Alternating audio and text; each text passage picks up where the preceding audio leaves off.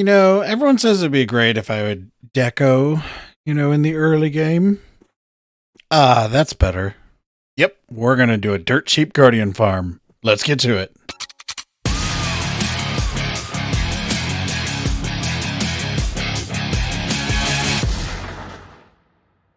Okay, once again, Strom made a trolling joke about his terrible decorating.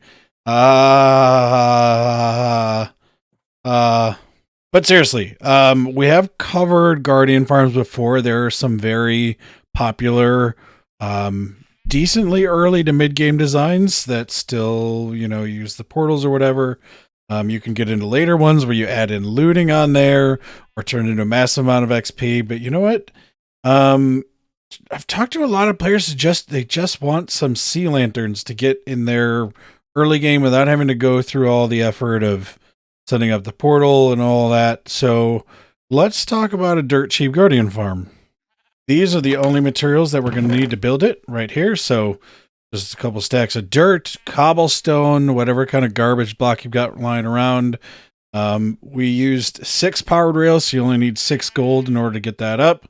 The magma blocks are usually the thing that doesn't fit into dirt cheap, but pretty much if you just find one abandoned portal, these are not difficult to come across. We're just out adventuring, gathering your early game stuff, or looking for a place to lay base.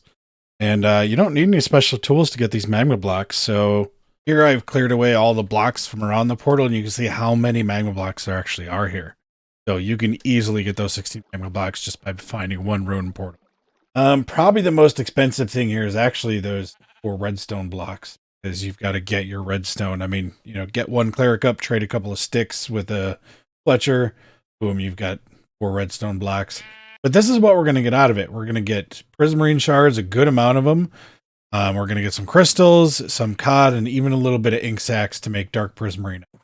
So if you don't want to take a lot of time and materials to get something up real quick, just to get a few of these blocks, you just want some sea lanterns for deco or lighting up your base, because this obviously gorgeous. Then all you need to do is gather this up, find a monument, and this is again where it gets debatable, because you're probably going to want to kill the Elder Guardians. Whatever you got to do there, technically you're probably going to want to clear out the Elder Guardians, but I guess this is going to be so small you could just take a couple of buckets of milk and build it, but you are going to have to dodge those guardians unless you have a mob switch. Only someone had a 3 levels of mob switch video. So let's stop looking at this ugly piece of garbage and take a look at the farm. And this is all it is right here. This is real basic. This can be expanded on. Most of the dirt we're just using to pillar up.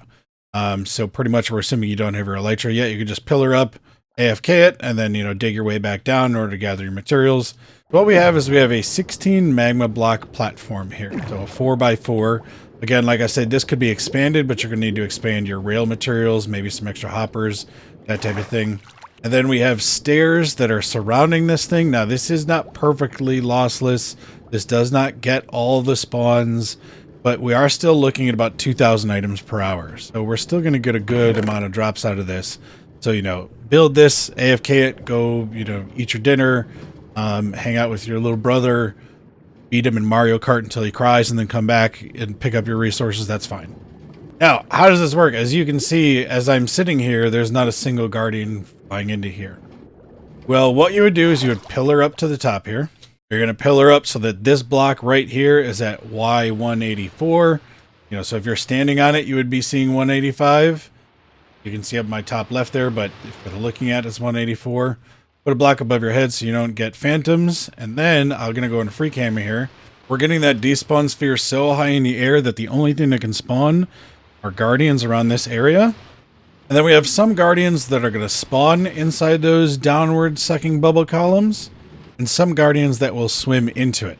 Now we have it surrounded with these stairs here just because guardians can still do their pack spawn through the stairs, so that doesn't stop anything. But once they fly into here, or excuse me, swim, they're not flying, once they swim into the downwards bubble columns, they get sucked into there, and because they're getting sucked down, they then can't escape. So originally I didn't have these here. They would take a little bit of damage and then just swim off into the distance. And then we have this despawn sphere just set up perfectly so that they're not going to despawn when they hit that.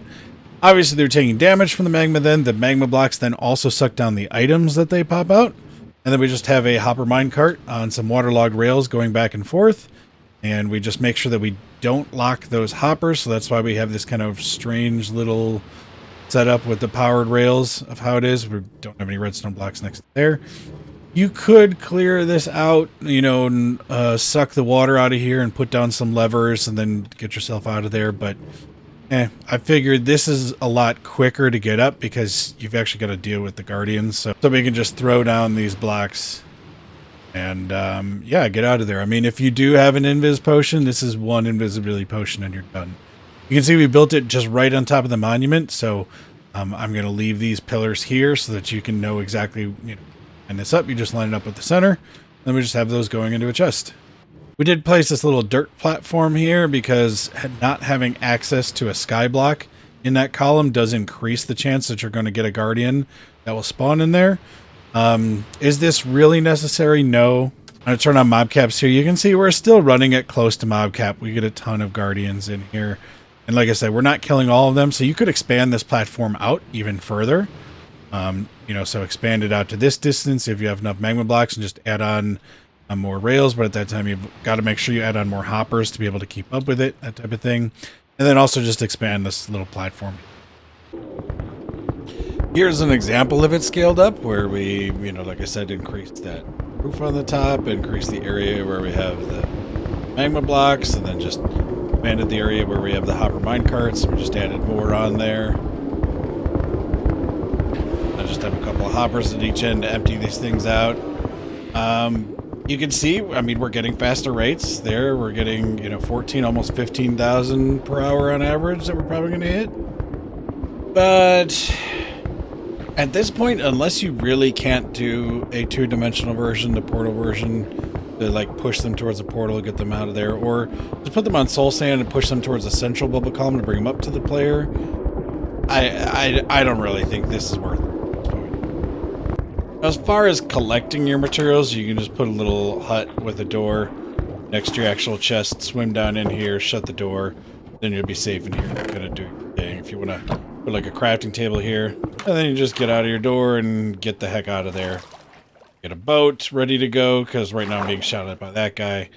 This is not, you know, gonna be complete easy. You could also do something like this, where you have kind of a little safe pillar to get down into your door. Then they have no access to you at all, whatever, and then you just jump back in here and swim out and get onto that platform. But note, you will get, I mean, a few less spawns, however you want to do it, or you can leave it open and jump down in there with your door and you'll be fine. Now, I know I get asked for build tutorials a lot, but I'm not, you know, I don't think we have to worry about build tutorial here. It's real simple. You can just look at the freeze frames of this to see how you're going to actually build that. And just remember to pillar up here, Y184. What that allows us to do is, I know we have like a big area still under here where guardians can spawn, but you can see as they're falling down, as long as they don't have a squid to track onto, then they're just going to fall down out of that sphere and despawn and allow new ones to spawn. You don't want to go too much lower. There's not really a need to. So this will be in the world download. This is where you're going to spawn in, up by this pillar. You can download this and take a schematic if you really want to, or mess around with increasing the size if you want to check that out. But that's pretty much it. So that's how you can do a dirt cheap guardian farm. One final note, if you want some more black dye, there's just a little bit flowing in the water here. I take warp this for about 10 hours earlier when I was doing hopper counters to find out those rates of 2,000 items per hour. It doesn't really cause much of an issue at all. Eventually, these are going to despawn. They're so spread out that they're not batching up that much anymore, so you don't get a huge buildup of this. So this is a really good solution if you just need to get some early game sea lanterns, some early game prismarine, or you just feel like building this up real quick right before you go to bed and AFKing overnight. Because you're too lazy to build a giant farm. There's nothing wrong with that. Again, world download will be down in the video description where you can download it, mess with it for yourself, take your schematics, that type of thing. Before I sign off, remember, if you're not okay right now, it's okay not to be okay. Don't try to force a smile if you just feel like you can't crack one out and stress yourself out more. Just understand it's okay not to be okay. Keep your chin up. Things will get better, I promise you, but it's okay not to be okay. I'll catch you in the next one. Have a good one. Bye.